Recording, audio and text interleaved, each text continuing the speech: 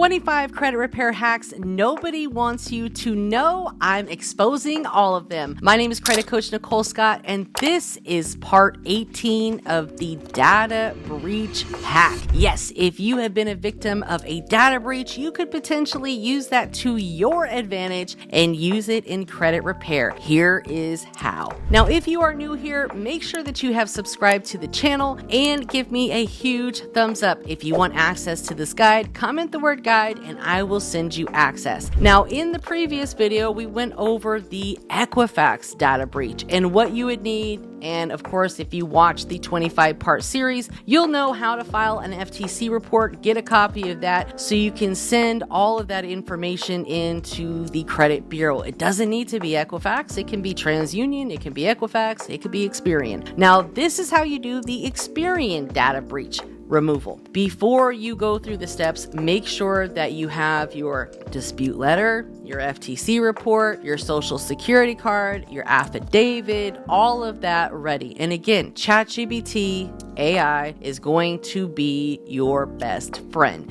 All you have to do is just give it instructions. Create a free account, give it instructions to draft a letter to the credit bureaus.